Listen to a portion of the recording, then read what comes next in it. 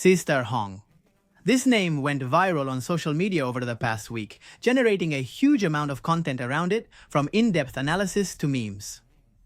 But what is hidden behind this mysterious nickname? Simple? A 38-year-old man named Yao, originally from Nanking, China.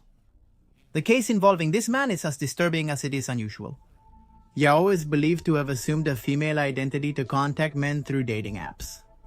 But the most serious part wasn't the lie, but what came after. He secretly recorded the sexual encounters and sold those recordings online without the victim's consent. Despite the huge controversy caused by the videos he himself leaked, Sister Hong has never appeared publicly to defend himself or clarify what happened. In fact, his sudden disappearance from social media after being arrested fueled rumors that he might be dead. But let's not get ahead of ourselves.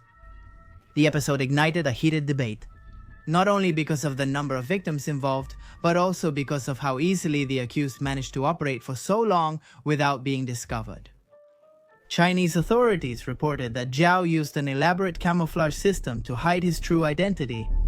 Heavy makeup, wigs, digital filters, and clothing designed to disguise his masculine features. While we already did an initial report reviewing the main aspects of the case, this second part aims to open new doors. How much money did Zhao make with his scam? What is really known about his possible sentence? What is catfishing and how can it be detected? Have there been other similar cases in recent years where someone has used a gender identity to violate the privacy of other people? To answer these and other questions, we are going to delve into the dark case of Sister Hong Part 2.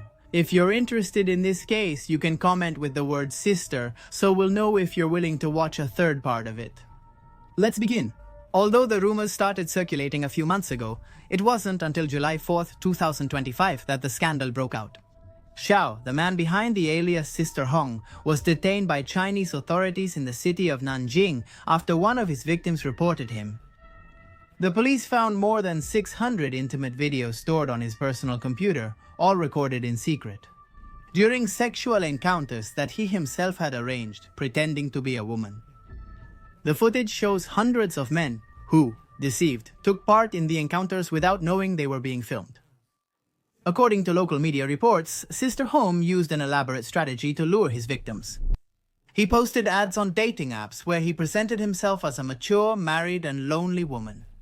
He promised companionship in exchange for small gifts like fruit, milk, cigarettes, or appliances. Over the months, dozens of men are believed to have visited his home. Many realized upon arriving at his house that Sister Hong was not a woman. Even so, most decided to go ahead with the meeting. The disturbing part is that the entire sequence was secretly recorded thanks to a series of hidden cameras placed throughout the room. Once he had the material, Yao organized it into coded folders and uploaded it to paid groups on platforms like Telegram or Chinese forums hosted on the dark web. Each access cost between 50 and 150 yuan.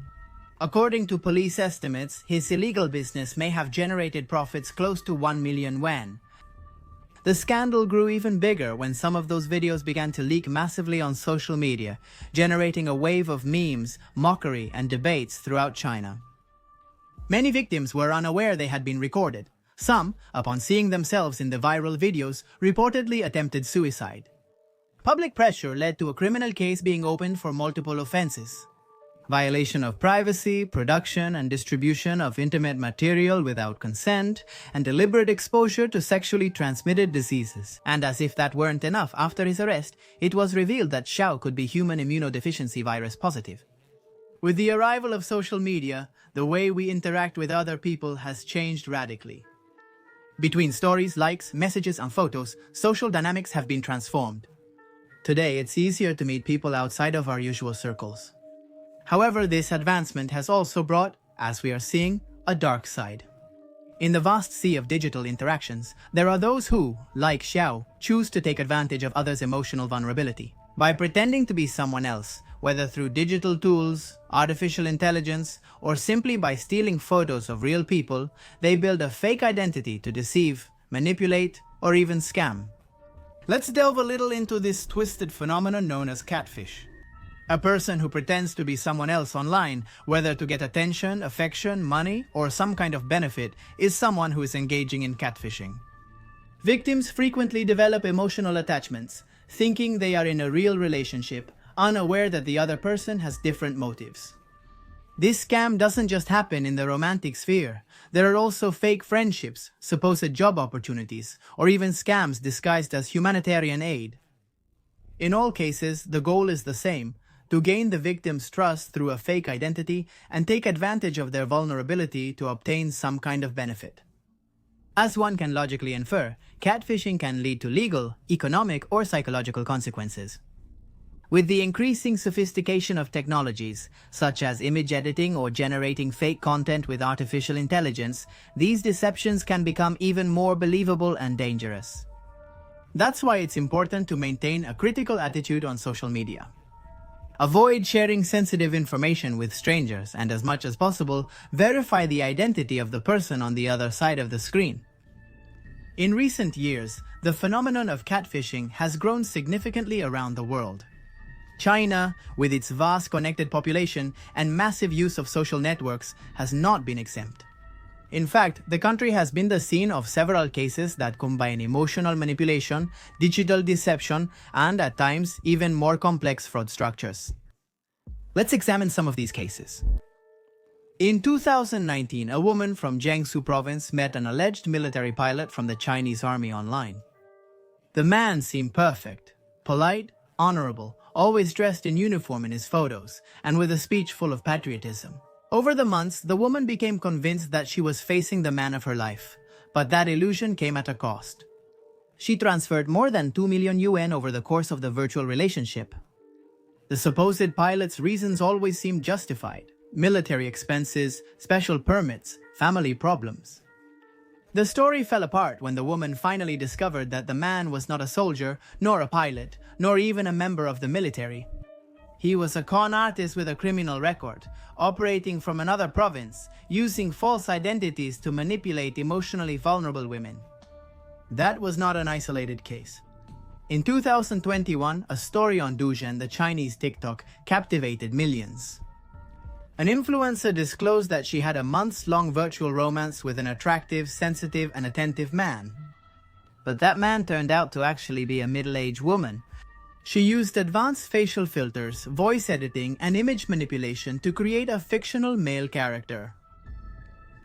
During the time the deception lasted, the victim sent digital gifts, transferred money, and even became emotionally involved with a person who, in reality, never existed. These individual cases coexist with a darker and more systematic phenomenon, which could be described as the scam of fattening the pig before slaughtering it. And in English, it has been adapted as pig butchering. Under this scheme, criminal groups establish virtual relationships with lonely or emotionally vulnerable people, pretending affection, commitment, or even plans to live together. Once the victim has been won over emotionally, the scammer convinces them to invest money in fake financial platforms, non-existent cryptocurrencies, or businesses designed to steal all their savings. Although these schemes have an international reach, many of their structures were developed and perfected in China and Southeast Asia before expanding to other regions of the world. In the United States, the Attorney General's office in Texas charged Fei Liu, 29 years old, a resident of San Gabriel, California, in May 2004. He was accused of setting up shell companies to launder money from cryptocurrency investment scams in schemes known as pig butchering. Also in California, 2 Chinese citizens were arrested, Mingzi Li and Jieyue Jia, also known as Zhao Zhaoyu. They were charged with scams of at least $13 million within laundering networks linked to these frauds. Another major case, from March-April 2024, involved Darren Lin and Xichen Zhang. Arrested in Atlanta and Los Angeles, they were accused of leading a cryptocurrency investment fraud that laundered at least $73 million. For his part, the famous actor Jin Don has warned about the use of artificial intelligence and deepfake technologies to create fake profiles. They pretend to be him or women close to him, deceiving fans and obtaining money or attention.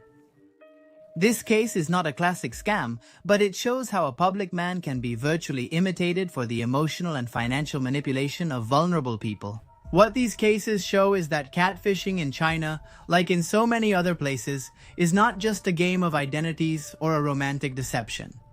It is a deeply modern manifestation of human fragility in the face of the digital mirage. An illusion built with words and screens that, in many cases, ends in trauma, financial ruin, or a complete loss of trust in relationships.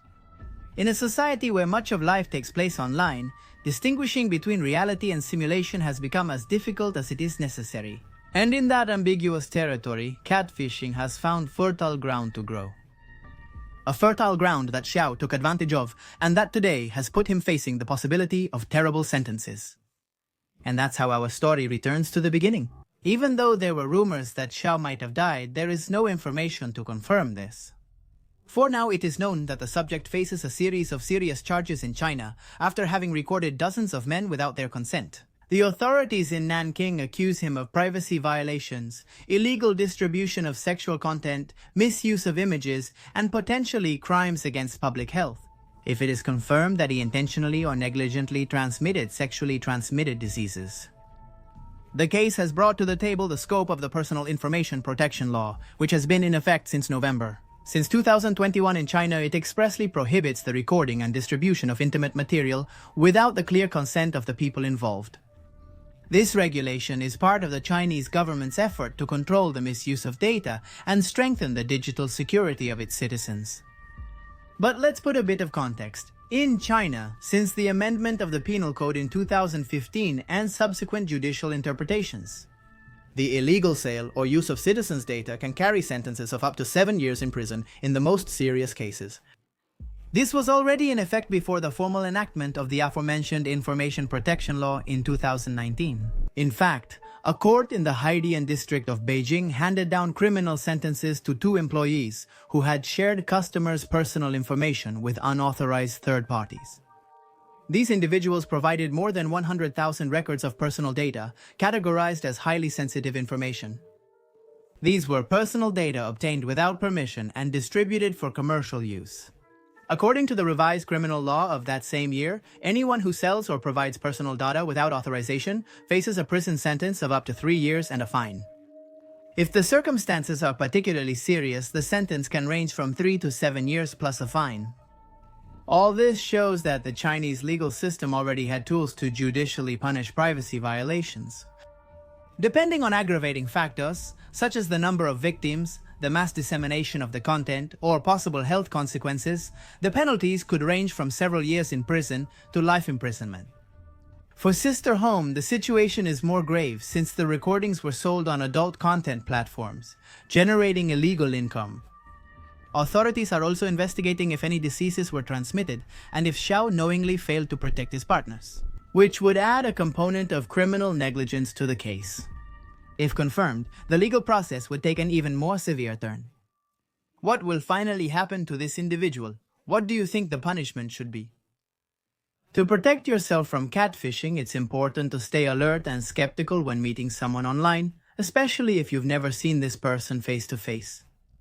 One of the first warning signs is when the person constantly avoids having video calls or always has an excuse not to meet in real life. If they only have professional quality photos, or if the photos look like they're from a catalog, it's a good idea to do a reverse image search to check if they really belong to that person, or if they were stolen from another profile. Another suspicious sign is when feelings seem to accelerate too quickly. This is a classic sign of catfishing. These tactics are often used to create immediate emotional attachment and make it easier to manipulate the person later on. You should also be alert to any requests for money, strange favors, or sensitive personal information. A catfish often creates a tragic story to justify a request for money. This tragic story might include illness, an accident, debt, or an urgent trip. No matter how convincing it sounds, it's never advisable to send money to someone you haven't met in person. Lastly, trusting our intuition is always beneficial. If something doesn't feel right, if we feel that the relationship is very intense without having a real foundation, or if the other person always seems to avoid showing who they really are, it's better to take some distance. It's not unjustified distrust, it's self-care in the digital world. After the arrest of Zhao Momo, Chinese society has turned to a discussion about the limits of consent in the digital age, as well as the necessary measures to protect citizens' privacy against practices like catfishing. The cistern horn case raises not only legal but also ethical and social questions, potentially leading to new regulations to prevent such crimes. Meanwhile, a verdict from the authorities is awaited. It's worth mentioning that, according to Amnesty International, China is the country with the highest number of executions. The death penalty can be applied to unintentional crimes, and defense is not always guaranteed. The only thing that is clear to us, as the investigations move forward, is that today, more than ever, nothing is as it seems around us.